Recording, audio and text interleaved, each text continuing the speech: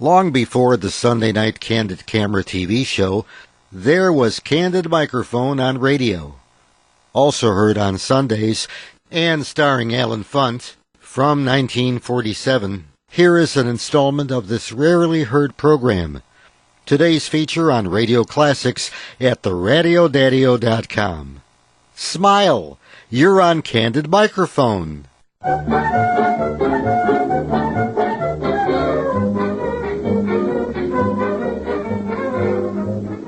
The American Broadcasting Company presents the Candid Microphone, the program that brings you the secretly recorded reactions of ordinary people to all kinds of situations. No one ever knows when he's talking into the Candid Microphone.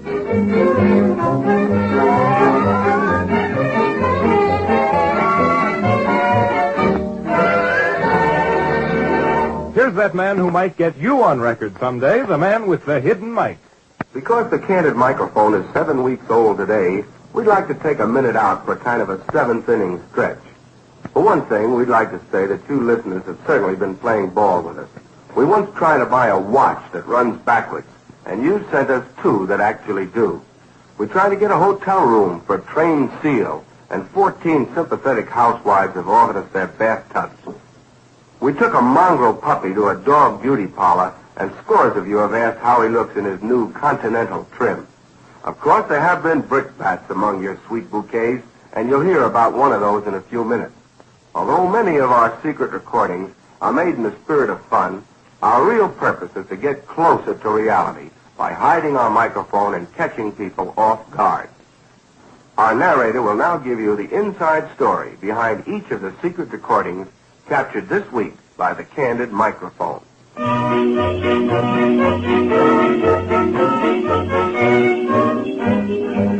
Sweet charity, we've been told, is something that begins at home. If you've ever heard the rattle of coins in a collection box, you'll know that charity reaches out in the streets of any big city. But where does charity end? Very often we drop our dime or quarter in the little box held out to us without really knowing too much about it, except that someone needs something.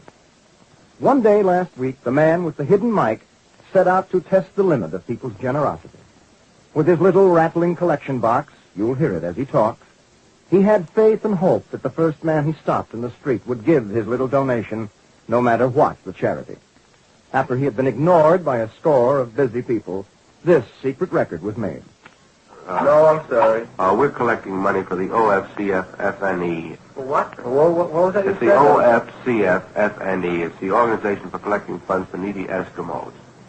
First time I've heard of that one. Well, who are they? What are they? What do they do? Well, as a matter of fact, very few people in this country know what hardships they're enduring. You see, they had a warm winter, and that really it upsets them terribly. Their whole economy is disturbed, and a lot of their igloos melted, and a lot of their folks are without the proper clothing. And they have clothes for cold weather, but they have nothing that they can wear in the warm weather. Well, I think they take off their clothes.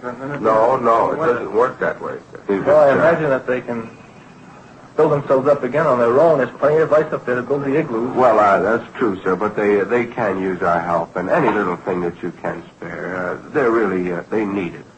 You know how a polar bear feels in the warm weather? Well, how could you turn down a warm Eskimo, sir?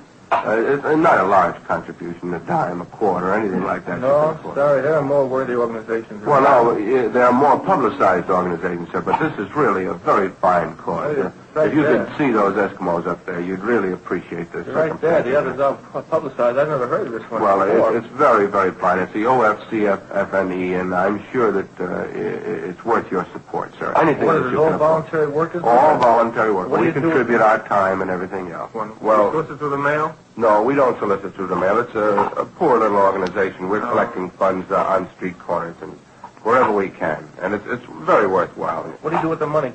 We send it up there to the Eskimos. In money or in... Money and supplies foodstuffs? and foodstuffs and everything else, sir. And they're really, it's something you can be proud to have contributed to. The first time I've heard of them. Well, you may hear more of them. Oh, they are, sir. Believe me, they're in dire circumstances. You can imagine what a warm winter would do up there. It's just as bad as a hurricane down here. It's something you can deduct from your income tax. Well, I'll be glad to give a small contribution. All right, that's fine. Thank you very much.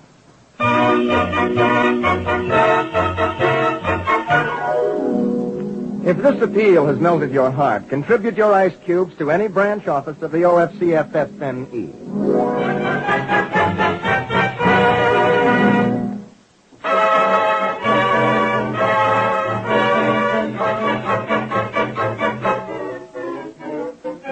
You wouldn't let a few dollars come between friends, would you? Well, we would, especially if we could get another secret recording of the whole thing. We had been listening to a couple of repairmen working in the hallway outside our office. They sounded like a couple of rough characters, the kind we hadn't really captured yet on Candid Microphone, so we figured out a way to get them into a little argument. While they were out to lunch, we rigged up our recorder and mic in a valise and planted it near the spot where they had left their tools. And just to be sure that they'd have something to talk about, we dropped a wallet with $11 in it where they couldn't help seeing it. And then we waited in our office for something to happen. We listened as they found it. And when it began to sound as though we had tuned in on a fight, the man with the hidden mic rushed out, as usual, to put his 2 cents worth in or to get his $11 back. The talk was about beginning to turn into action when we began recording. I found a wallet here, and I'm going to keep it. I was right alongside of you, man. You almost knocked me over trying to pick it up. That's all right. I found it, and I'm going to keep it, and you can't do nothing about Well, it. let's see what's in it. Oh, no, fella. This is mine. I'm going to keep it in my pocket. Listen, for 2 cents, I'd knock you right on your You back. would. Wait. What's the matter here, fella? Well, I found this wallet, and this here. Is it yours? Well, it's mine now. It happens to be mine. Oh, wait a minute. I expect to get half of this thing. Well, wait a second. You butt at it for a while, will you, buddy, please? Just 1 second. I'm going to All right, go ahead. Is it your wallet, fella? It's mine now. I found it. Well, I'm telling you it's mine. I'll tell you exactly what's in it. What's in it? There's $11. There's a 10 and a 1 and nothing else. No cards, no nothing. Is there no name in it? No name. Identification? Well, look at it. You'll see. Is there? Yeah, tell me the last number of the $10 bill. Oh, come on, buddy. You're Well, silly. how do I know? I told you exactly how much money there was in it. It's mine. It's yours. I dropped it there a few minutes Suppose we ago. call a cop and take Never it. mind the cops. Isn't that enough? Is it yours? It's mine now. I got it. If you want it, you'll have to get down and battle for it down at court. No. Don't you think it's fair that I should get it, No, buddy? I think you're a phony. What do you mean you think I'm a phony? I identified the wallet. There's nobody through this hallway in the last hour. What do you mean? I left all this equipment here 15 minutes ago. I must have dropped it when I put this stuff down. Oh, knock him on his back, Bill. I picked it Now, what up is and it? I'm going to keep it. No. That fellas, now you're not being fair about this thing. This is my wallet. I don't know you Is from it now. yours? It's mine now. Why? Because I find it. Find it silly. and keep. Find it. That's for kids. That's what you say. Find it, keep it. That's what little girls say. Yeah, but how do A I grown know guy you? like you. I don't know you. I said that it's mine, and I proved it to you. Anybody can come along and pick up this wallet and say it is his. No. I identified. Nobody's going to pick That's $11 no mean out of of a hat. That's no mean of identification. Why not? I tell you how much there is in it and say exactly what's in it and tell you there's no cards or anything else. Well, the man just took a good guess, that's all. He was lucky. Yeah. Good guess. He's a All phony. right, I got some money in my pocket now. Yeah, I how got a much certain you amount. Wait a second. I got a certain number of bills in my pocket. Can you guess how much money there is in it? Well, you just took a good guess, that's all. How One of about those you take things. a You were good lucky. guess? I'm not lucky. I'm You're trying to not get lucky. half of this here money. Listen, You come it's my around. wallet. Well, I'm sorry, buddy. You don't get it, and I don't think I'm going to give it. And you try to get it, I'm going to piss you in a kiss it.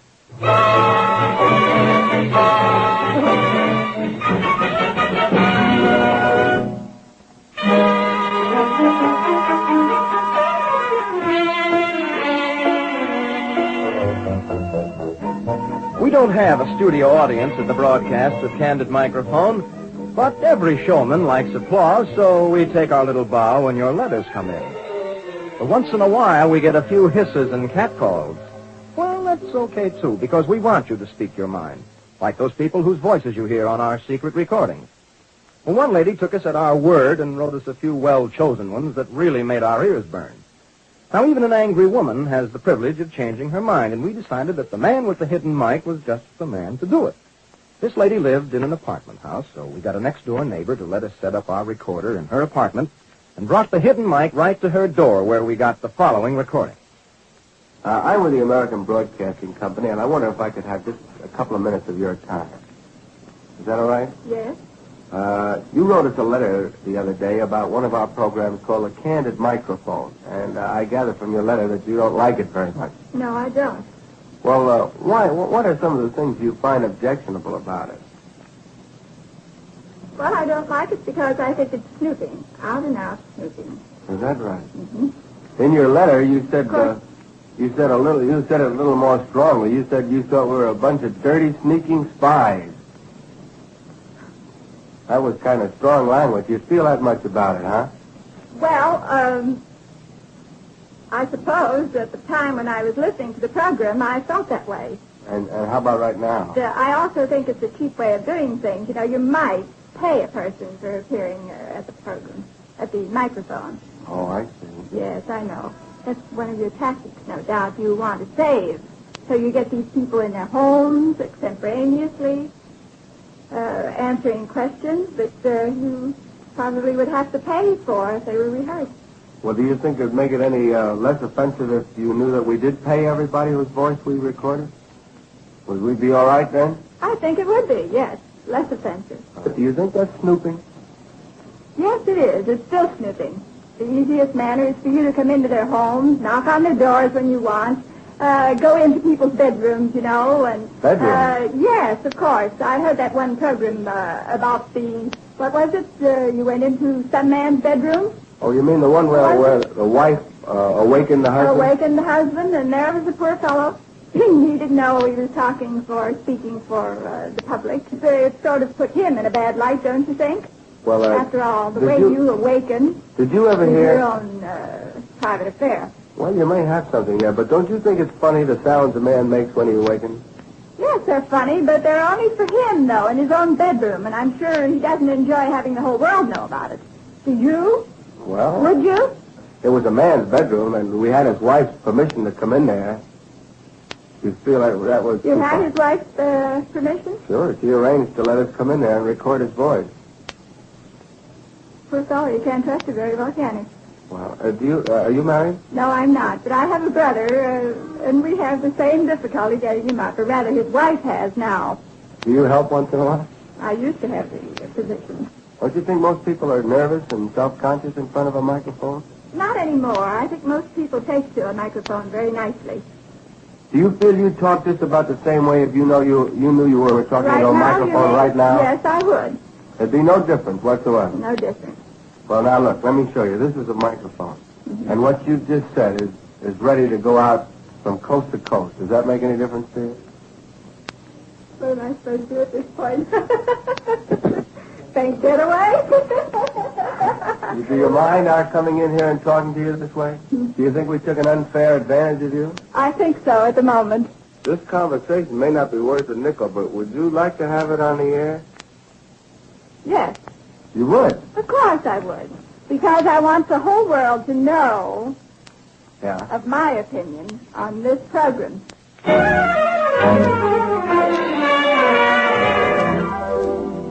Most any woman would be glad to give you a piece of her mind.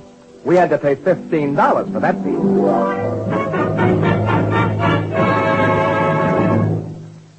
If you've missed our first 6 programs, here's something you should know on how we go about putting this show together. And when we say go about, we really mean just that. If we wanted actors, we wouldn't have to budge an inch out of Radio City. But on Candid Microphone, we try to portray people as they really are and as they really sound.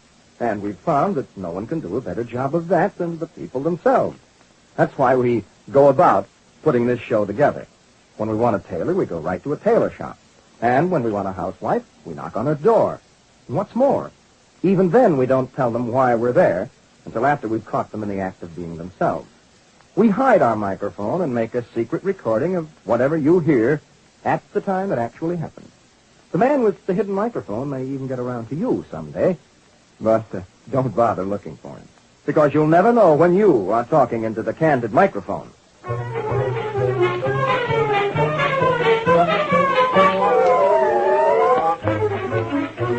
Usually, when you have a problem, you go around asking advice until you get the advice you want. Some problems, though, can have only one answer, like a simple problem in arithmetic. You wouldn't think so, though, if you asked more than one person. Give 4 normally calculating people an 8th grade problem in division, and between them, they'll come up with more dividends than a matured war bond. Now, before you go helping Junior with his homework, let's see how much you've forgotten about the third of the 3 R's. Listen to a little problem we put to unsuspecting strangers. Tell me, do you remember any of your divisions from school? A little of it. How do you divide 7/8 by 3/4? 7/8 by 3/4? Yeah.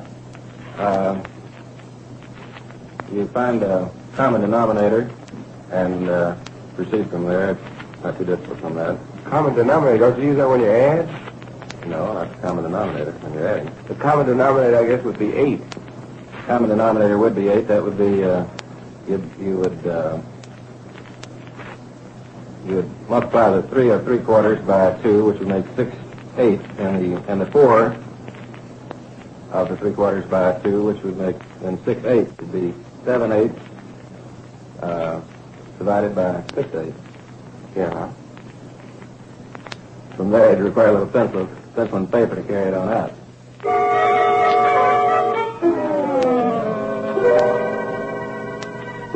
How do you divide 7/8 by 3/4?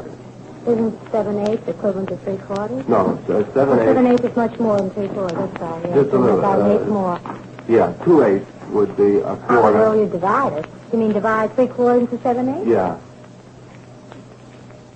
Not me. No, well, there is a way. I remember we learned it. As far as I know, we never divided a fraction into a fraction. We always divide a fraction into a number. Yeah, but I mean, for instance, you have how many times does a half go into 2/3? You divide one fraction into the other, don't you? You can? I never heard of that. I doubt very much if you divide a fraction. It's impossible because you'll have an uneven number. Yeah, but you might get an answer of a fraction. Like, for instance, you could say how much is a quarter of a quarter. That really is dividing two Why? fractions. Quarter of a quarter is... Quarter of a quarter is... Gee, we learned it in school, and we forgot. There is a way?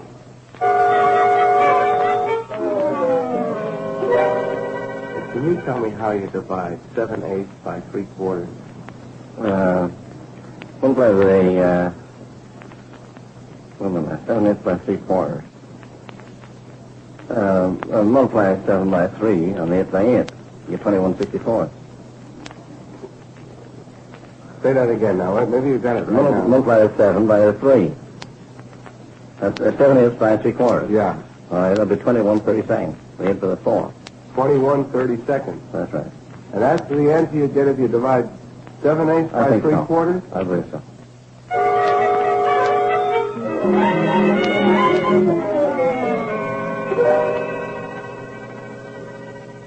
7/8 by 3/4. Yeah. I'd change 3/4 into 75 and then divide it by 7/8. What I'd get, I don't know. I'd have to do it on a piece You of paper. change 3/4 into 0.75, and then what? And then divide it by 7/8. So, but you're dividing 7/8 by 3/4. Well, I just do it the same way and turn it around.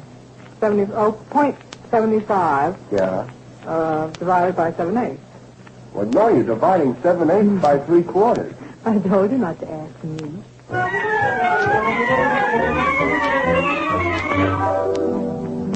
If you're having as much trouble getting the correct answer, just ask any 13-year-old kid.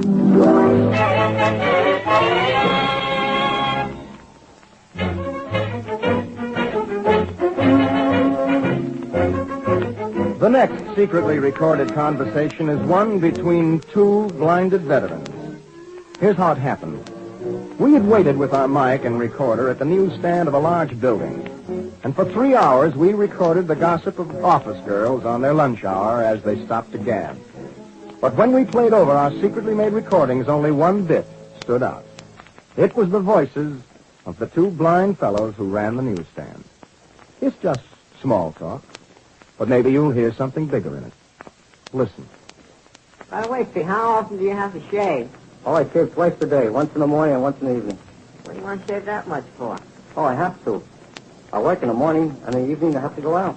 How about you? I got to shave every day. If I don't shave, my wife gets right after me. She used to tell me, she said, when you're in England, that's all you did is shave, so you can do it over here.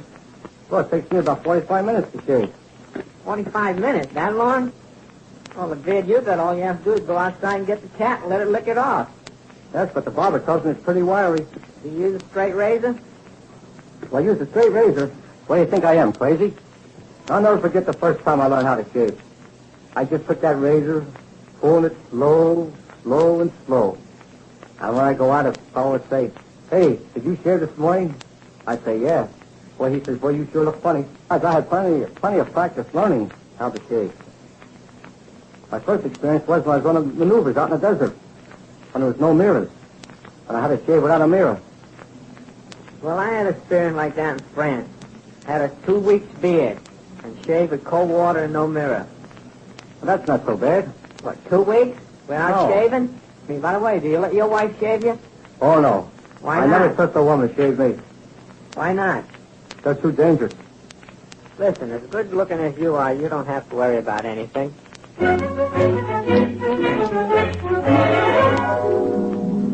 These two blind veterans didn't sound any different than a million other guys passing the time of day, did they? Okay, don't treat them any different. That's the way they want it.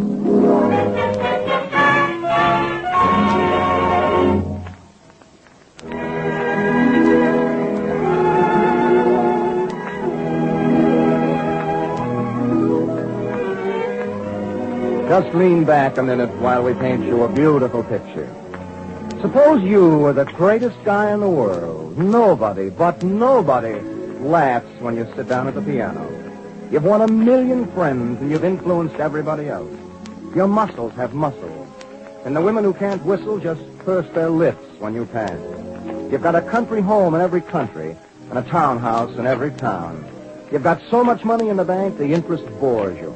And when you shoot over 70 on the golf course, men mash their mashies and flags fly at half-mast. What a man. What a tycoon. And that's you. Okay, now, big shot. Let's see you walk into any restaurant and try to get the waiter to substitute one teeny item on a $1.50 blue plate. See if you can get any further than the man with the hidden mic did. He tried it, and it went like this. Waiter, I think I'd like to have this special dinner here. Yeah, what do you like to have? Let's see now. It says $1.50, tomato juice, vegetable soup, roast beef. Listen, I'd like to have this special dinner, but do I have to take a tomato juice? No, you don't have to take the tomato juice, but I won't take it off the price.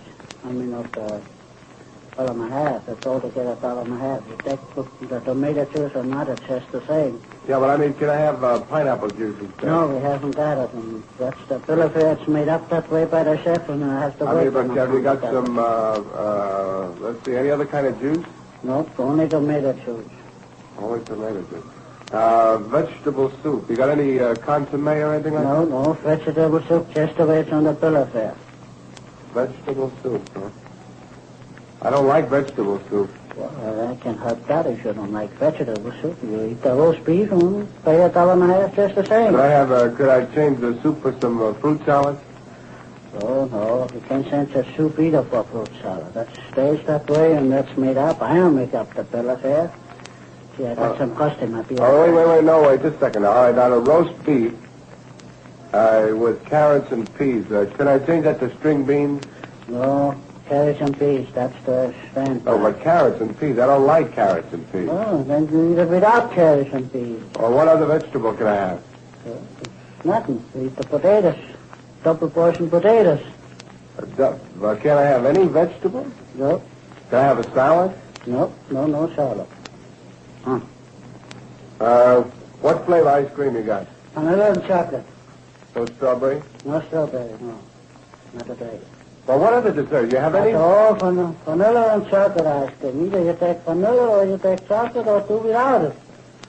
No, but look, fella. Mister, you're taking my time away. No, wait just a second. I want this dinner, but I can't find anything I like on it yet. Well, if you don't like it here, eat a sandwich. No, I like the $1.50 dinner. That's a good buy. But that's all that is. Can you give me any, just a little fruit salad for the dessert? No, I can't do it. What do you think? The chef throw me out of the kitchen if I go in there asking for fruit salad. So far, you haven't given me anything I like. Well, no, here, all right. Look, let's start. I don't like tomato juice. You like tomato juice. You don't like no soup, but you like the roast beef. Yeah. But you don't like no carrots and peas. Right. You want ice cream, but you don't like the vanilla ice cream. You don't like the chocolate. If I could have This $1.50 dinner with tomato juice. I'll even take tomato juice. Yeah. Nice consomme. I got no consomme. All right, wait.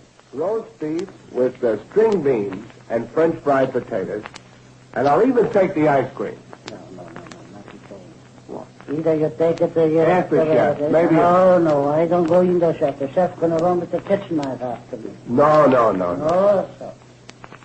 Can't you change it a little bit? No, nothing changed. That's the standby, and that's all that's to it. I work on according to schedule. For what? According to schedule. That's a schedule for me. What do you mean? It's a dinner. That's all right, but for me it's a schedule. What I got on here, I got to sell.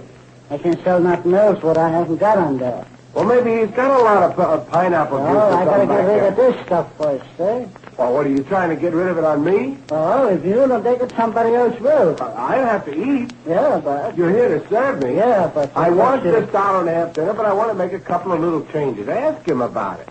No. Could you take the carrots out and only peas? No, the carrots and the peas is together, and that's two men to pick the carrots out. Then when I bring the peas, you want the carrots in it. No. Yeah?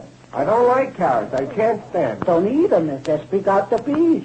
How can I? Why don't you pick out the peas? Oh, give me a double portion of potatoes. Yeah, but I ain't getting paid for that, sir. But just a little change here and there. Oh, nothing doing. Take it or leave it. Oh, no. Well, listen, I'll tell you what. On this $1.50 dinner, if I leave off the tomato juice and I leave off the carrots and peas, how much will a dinner cost? It's still $1.50, and even you only eat one slice of roast beef, it's still $1.50. Well, that's not bad. Oh, fair or not fair. If you can eat, that's not my fault. Do I get bread and butter with it? Yeah, you get 2 slices of bread and a piece of butter. Toast? No, the toaster broke down. I got no toast. I can't run across the street now and get the toaster fixed. You got bread, you can make... Yeah, you got a stove. Yeah, but I'm not supposed to go behind the stove. That's a union man back there. Well, you're a union man. Yeah, but that's only out in the dining room. That doesn't belong into the kitchen. So what do I have to have? It looks like I have no choice. What do I have to have? What can you do for me on this? Well, I give it a whole shooting match, and you pick out whatever you like.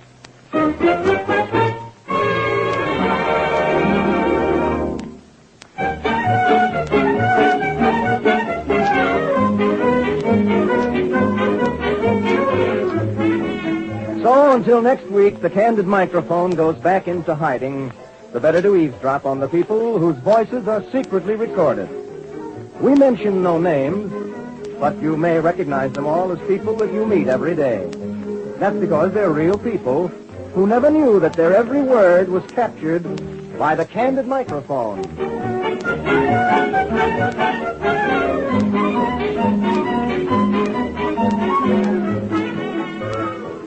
The Candid Microphone is tailored for your entertainment. That's why we want to hear your candid comments about it. Write to us in care of the American Broadcasting Company, New York 20, New York. Next week, ABC's Candid Microphone will bring you more actual scenes from real life, exactly as they happen. We hope you'll be listening next Sunday, when we'll be heard again over most of these ABC stations. You can't have too much of a good thing. So here's another episode of Candid Microphone on Radio Classics at theradiodadio.com.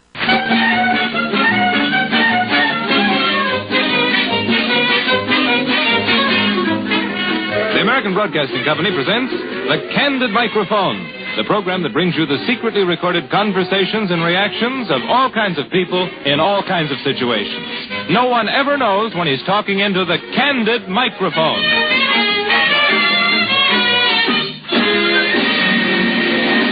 Candidly speaking, do you like people?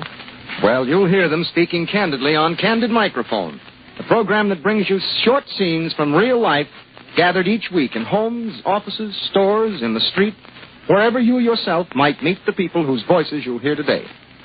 When the Candid reporter meets them, he keeps a record of it. A record secretly made when their off-guard talk is picked up by a hidden microphone. Now, here are this week's intimate close-ups of people who might be your neighbors as they unknowingly spoke into the Candid Microphone.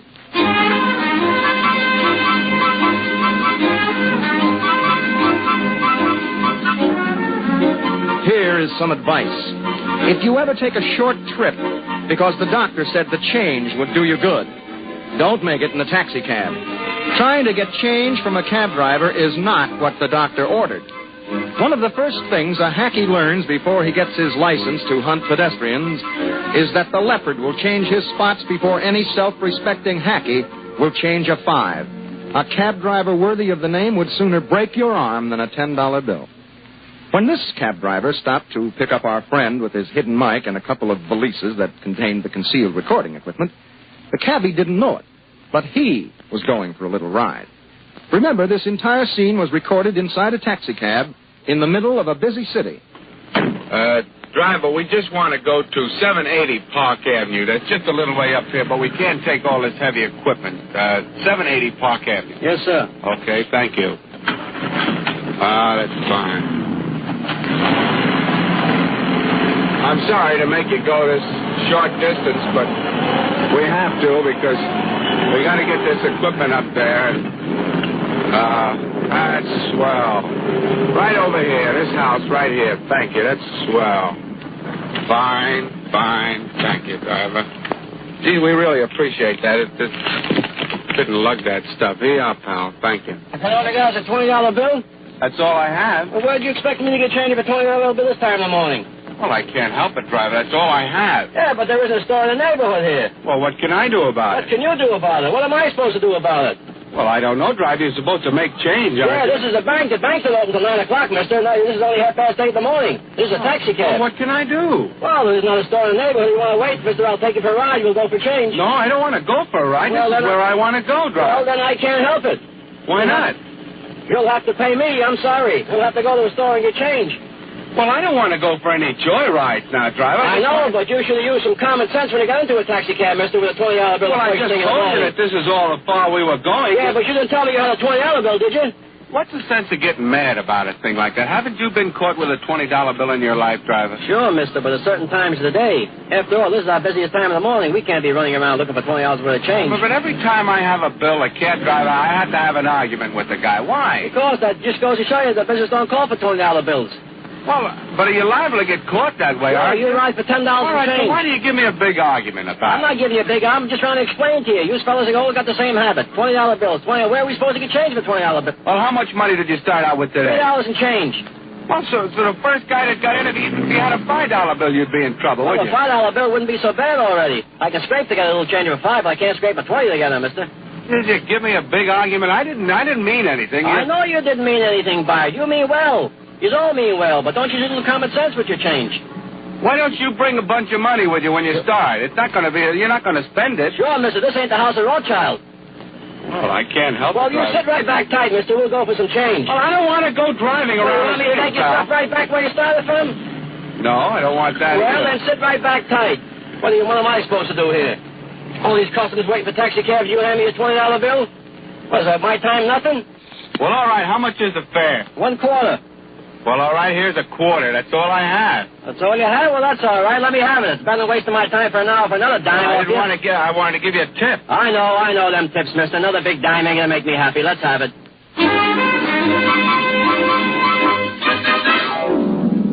Breaking even in an argument with a cab driver is what is known as an unconditional victory.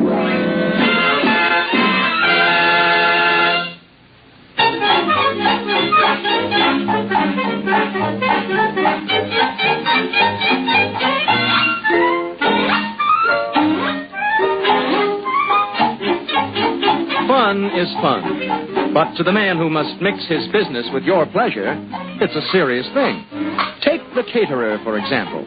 This unsung life of your party is always ready at the beckon of a ladyfinger. Whether you're throwing an intimate party for 4 or a shindig for the 400, the caterer can provide you with Mickey Fins or crepe Suzette. Here is a portrait of a man who took his work so seriously, he never for a moment thought that the man with the hidden mic was kidding when he asked him to put on the dog for some cats. We represent a firm which makes cat food for cats. And in the near future, they're going to have a beauty contest to select the most beautiful cats in the whole country. And we'll have perhaps 5 winners of that contest from sections all over the country. And we would like to have a banquet for those 5 cats? Well, I think that in this case, the best thing for us to do is to make this banquet a very elegant one, very artistic, most unusual, very colorful, and well, I'm sure that the cats would even enjoy it much better, since it's something they never saw, or something that... Surely, that's right. Well, these cats, it'll be a treat for them, and, of course, we want it to be very unusual. Now, what are some of the things that we might do? Well, I was about to suggest some seafood dish, for instance. Uh-huh. But can it be done very elegantly? Well, being elegant, I think on the line of seafood, I mean, I know the cats would eat this too. I mean, we can have sort of a shellfish like lobster or a crab meat, and have one for each cat in a very beautiful plate. One crab shell stuffed for each cat? Yes, for each cat, with all the trim, with a good sauce that goes with the fish right into a lemon basket. Right, that sounds very charming, very charming. It will look beautiful, too, as well as taste? Yes, very good and very beautiful and very colorful. Uh-huh. You see, these cats will come from very wealthy homes, and, of course, it's got to be really elegant. Couldn't we decorate the table, for instance, one of these vegetable centerpieces that I arranged for banquets and so on? A vegetable centerpiece? Yes, I mean, that would be most unusual. We can have any type of flowers or ribbon effect. Now, that would be a very beautiful thing. A ribbon effect? A ribbon effect with cats. The ribbons go very good with cats as a rule. Or sort of a long thread or a rope. You don't think the cats will start to pull at it or anything? Well, if they did, it would be a lot of fun. Do you suppose the cats would like some soup? Yes. I suppose. We can have a little sort of biscuit. So it's a very light little soup. Light soup? With cream and... They like that. They like that very much. I mean, we can give them a little of that before. A light bisque. Perhaps a creamed lobster or something like that? Yes, or oyster or any seafood. They would enjoy that very much. Can we think of a dessert, perhaps? I mean, something to top off the dinner for... really something luscious. Anything on the ice cream type would suit them very well, and most cats like ice cream. Right. Well, is there some nice place cards we could arrange for them? You know, so the cats would be sitting in couples, you know, a man and a woman, and then a lady cat, and so on. I think so. How many people do you think we should have to serve this banquet? Well, very elegantly. We should have 2. 2 waiters? Yes. Uh-huh. That's all right. They don't need any after-dinner mints or anything like that. No. I don't think that would be necessary.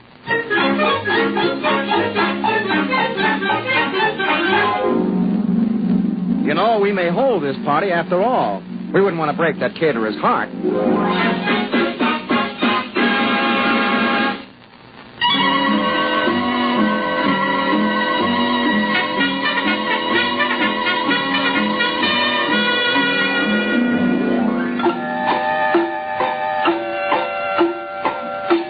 It's a pleasure not to buy an alarm clock. The alarm clock is one of the most dangerous weapons in the world. Never point one at anybody, because it's liable to go off and shatter all his dreams. And probably the reason we have different time zones is because of what might happen if all the alarm clocks in the world went off at the same time each morning. That's why it's a pleasure not to buy an alarm clock. Now, that careful shopper, the man with the hidden mic, presents as a public service this recorded lesson on what to look for when not buying a clock. And don't think you'll sleep through this lesson either.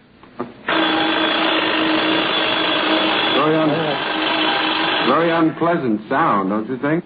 I can't seem to find the kind of alarm that I really like. I'm going to have to listen to this thing every morning. Well, sir, you've looked at every clock in the place and played with them all. Oh, could I hear some of these again, please? Well, they're going to sound the same this time as they did before. I know, but I've got to pick out a tone that's right for me. They don't make these in tones, sir. Well, I mean, a sound that's right. Try this one. Is it broken? Something wrong with the thing? No, that should alarm, sir. Is that the way it works normally? No, that works much better than this one. This is the one you played with. Is that it? That's the sound of the alarm, sir. Now, tell me the truth. Do you like that sound? Well, I think it's a very good sound to get up in the morning by. Well, I don't. I'm sorry. I don't think that's a good sound. Could I hear this one again, please? We've listened to this one twice now, sir. I know, but I've got to find the right tone. I told you before, they don't come in tones. Well, you keep on correcting me about that tone. Whatever. Now, you see, that's what I mean. That's the note that it hits. Well, that's an alarm clock, sir. It sounds like a clock. I want something that'll be reasonably loud and yet not too raucous. Now, look at that thing. Isn't that terrible? Let me try I wouldn't say so. I said it's a very nice clock. Well, I don't know. Maybe you... Now, you've looked at this clock 3 times. You want to see it? No, I only heard it once, and I'd like to hear the sound of it. Please, I'd like to compare them. Now, look at that thing. No, you can turn that off right now. Well, maybe you'd like this one, sir. Very good of a clock. There's a nice alarm on it. Well, that's the most important thing. Very nice alarm on this clock. What's that? This one has a very nice alarm, sir. What is that, sir? This one has a very nice alarm. I wouldn't call that nice. Well, that's one of the finest clocks we have, sir. Well, maybe this electric clock has a tone that... We listened to this thing, but it sounded so soft before, didn't it? No, it's going to sound the same way this time. You're having some trouble with it, huh? Well, these are a little difficult to work. You see, they work different from the old alarm clock. But if it's going to do that for me, I'll have to wake up an hour earlier to set it. Do you mind if I see how long these things ring when they're alarmed? I have it fixed now, sir. Have you got that one fixed now?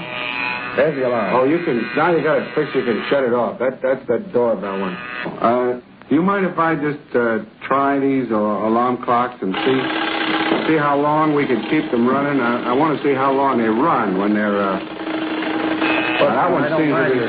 I don't mind you playing with these clocks there, but after all, it's the place of business. Well, I just want to test and see how long it takes for these things to run out, you see. But then you'll annoy the other customers if you leave them all on, you know. I'll have to shut this off, sir. I'm sorry. What, is it wrong? Yes, sir. I'll have to shut these clocks off. I can't have them all ringing at once in the store. I want to test them, though. I want to see which one runs the longest. Well, sir, you've tested them all now. I told you every clock I have in the place. But what I want to see is how long will he... I like to work... Oh, you can't turn them on like that, sir. I like to work a few of these. Well, I like to work a few of these at the same time, you see. Well, I'd love to shut these off, sir. I'm very sorry. No, I'll leave this one on for a second more. Making too much noise, sir. We'll have to close them all down. Why? I've got to hear the tone, sir. Tried every clock on the plate. Well, I guess your clocks aren't very good, so I'll look someplace else. That's the best thing for you to do, sir. Thank you.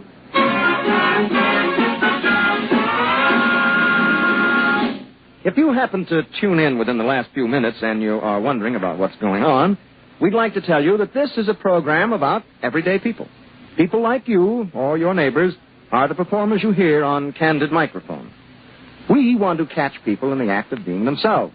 We never really try to pry into people's private lives or to record anything that is really none of our business. But because our business is capturing the honest reactions of the people we talk to, we make sure the Candid Microphone can hear without being seen.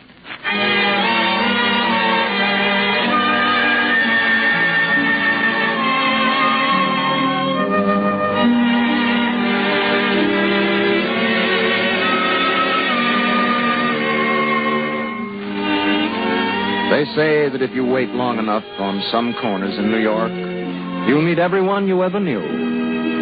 You're liable to meet some people you don't even want to know. Like the panhandlers, the men who play a sad tune on your purse strings, hoping for a handout. We heard from a friend about one enterprising panhandler who seemed to be thriving on his subtle touches.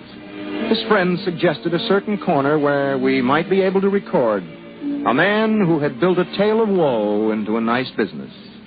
We haunted the area a day and a half, trying our best to look like a soft touch, until finally a sad-eyed, well-dressed man approached. Now, this record is in 2 parts.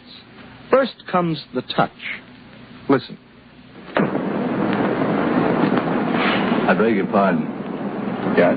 Do you mind if I ask you a question? Well, go right ahead. You may think I'm a rather beastly person, but you wouldn't happen to have some kind of a job for me. I'm just out of the army. I need a job very desperately. Well, I don't have any job. Well, would you like to help me constructively? Well, I'd do anything I can, but I don't have a job or anything like that. Well, you see, I hate to ask you, but I was evicted my room 4 days ago. Would you take me to the YMCA and get me a room for a week? Do what? Take me to the YMCA and get me a room for a week. I know, but I can't help you that much. That's probably quite expensive, isn't it? $8.75 a week. Well, I'd like to help you, but not $8.75. Well, you let me have part of it, so I'll have to ask the next person for some money. Will this help you any? No, thanks. I'm sorry. Well, won't this help you any? Well, I might just go face the end now is go out and get some of these for a quarter and then be just a bit off them as I am now. Will a couple of dollars help you in any way? Well, it would. It'd help me a lot, if you don't mind. Well, why is it that a quarter is no good at all and $2? Well, a quarter, I can get something to eat, that's about all. With $2, I can get a room for a couple nights at the YMCA.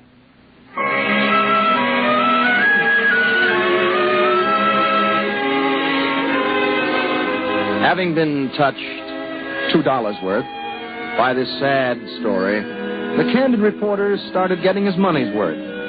At first, the man was reluctant to reveal the inside story of his unusual profession. A trade secret is one secret that a man wants to keep, even when he doesn't seem to have any visible trade. But money talks, and a few extra dollars can make others talk, too. Listen now, as this same confidence man gets confidential. You know, I really think you've got a very unusual approach to people, if you don't mind my saying. Do people frequently give you $2 or a quarter? Or? Oh, I've been given 10, I've been given 100, I've been given 25, I've been given 50. Do you have to watch for certain kind of people?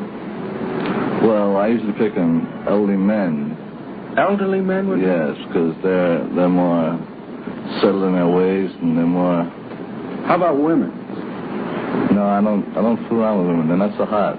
Is there any special way, if you dress in a special way, will it help you in any way? No. Well, you see, I try to look as good as possible because Park Avenue is about the best. That's my office, you might say, you know? Park Avenue, huh? Yeah. Can you work a certain corner for a long time, or how do you do that? Well, I move around a lot, see. You move around, huh? Yeah, I pick up the Union League Club and the University Club and the Harvard Club and Princeton Club and stuff like that. That sounds terrific. Have you worked throughout the country on this? Yeah. How is New York stacked up with the other parts of the country? Best in the country. Best in the country? Yeah. What would you say was the worst town for a touch? Down on Texas. They won't give you a thing, huh? And that's the Panhandle. About how much can you average? Oh, about $10 a day. You can. Well, how long you work a week? Oh, about 5 or 6 days a week. And you take off a day? Oh, I only work about 3-4 hours a day. In other words, you average about $50, $60 a week, and you work about 3-4 hours a day. So, all right. You take a regular vacation or anything like that? No. I mean, I big up the Saratoga because that's where all the money is, see?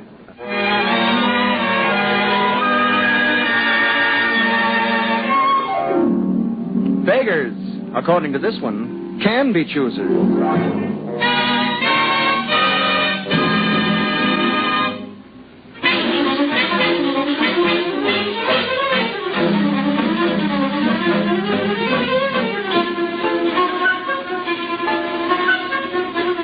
The man with the hidden mic has more nerve than a sore tooth. It took a little of both to get him to visit his dentist. But when the dentist was through, the Candid reporter got permission to hang a small microphone among the other gadgets on the dental chair. The Candid microphone picked up this bicuspid duet of a dentist's exploration in the molar regions. Now, sit still. This will only take 1 minute and 6 seconds, and it won't hurt you listeners a bit. Open wide, please. That's fine. Now, let's see. Just a minute now. Just a minute, please. All right. Am I hurting you now? I'm sorry, Miss Fellows. Just a moment. Open wide, please. Head back. Open wide. I'm sorry. Just a moment. Just a moment. I'm sorry. That hurts that whole gummy sore. Open a little wider, please. Open wider, please. I'm going to have to have Harry there. What? Yes, I know. I know, but there's a little cavity that's sort of deep, right underneath an old silver filling. All right, here we go. What's the matter? Is that hurt you now? I'm sorry I'm hurting you. I'm sorry. Why is it enough? Now, just a moment. I'm just getting started here now. Just one moment. I'm sorry. Is that too bad? I'm sorry. I'm sorry. I'm sorry. All right, here we go now. Now, no noise. I'm sorry. Miss Edel, may I have a Novocaine here, please? He thinks I'm opening this mouth again. He's crazy. So remember, kiddies, see your teeth twice a day, brush your dentist twice a year.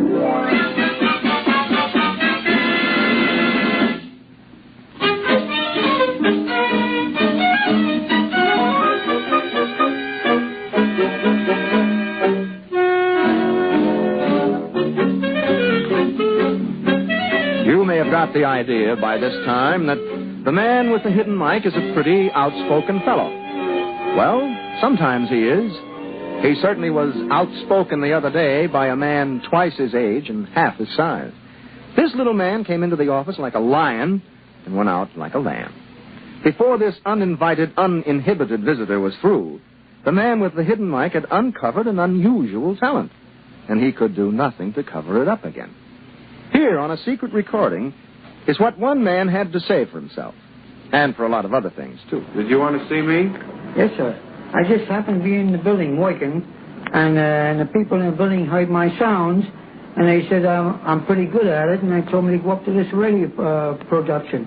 So I'll show you some of my sounds. Wait a second here now. What we don't need anybody like that.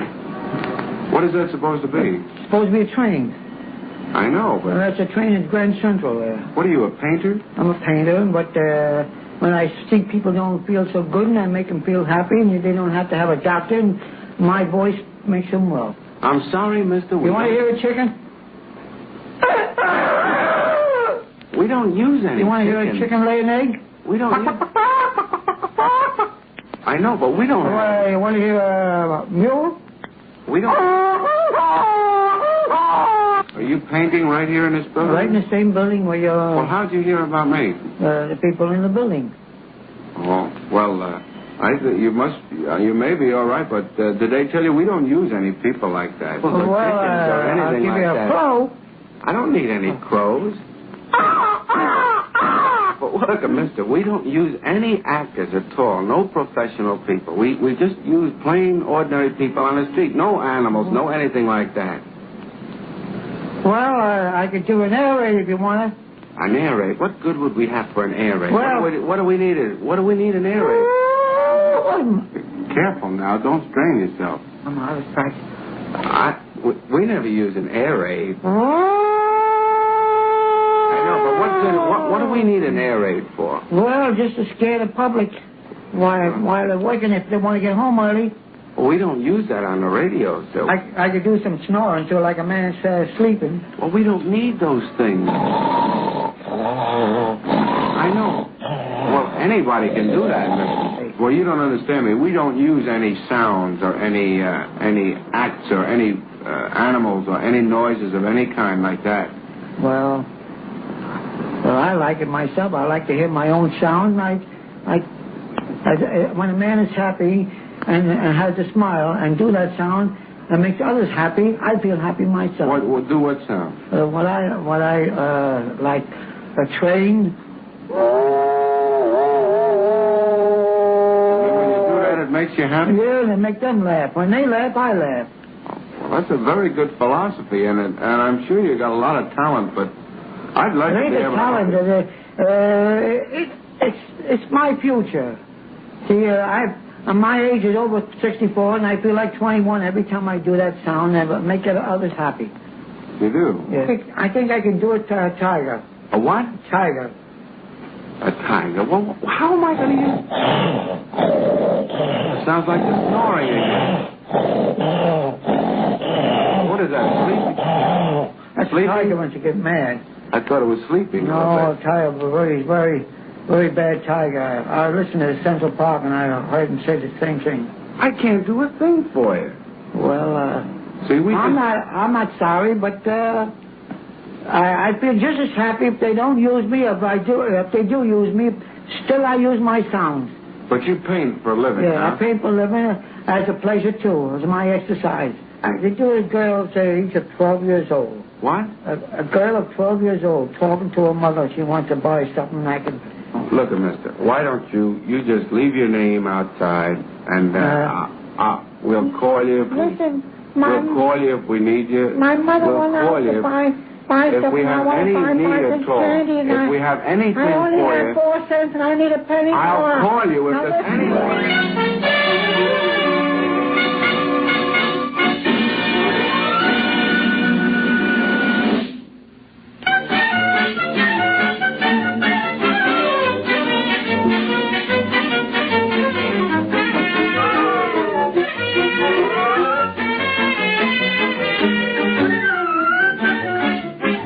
And so, for tonight, we put the cover back on our Candid Microphone. Any resemblance to actual people is purely intentional. That's why no one ever knows when he's talking into the Candid Microphone.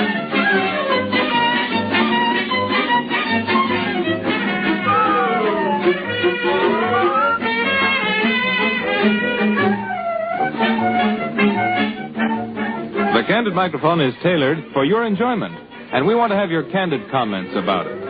Is there someone you'd like to hear us catch in the act? Tell it to the man with the hidden mic.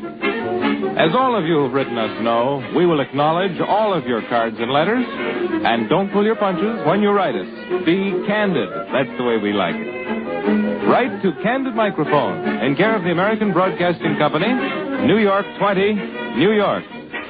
We hope you'll be listening again next Sunday, when we'll be heard over most of these ABC stations.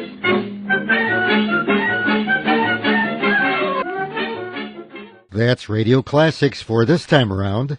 Be sure to join me again soon when I'll bring you another episode from those golden days of my favorite medium. And remember, what's old is new again at theradiodadio.com. I'm Dave Allen.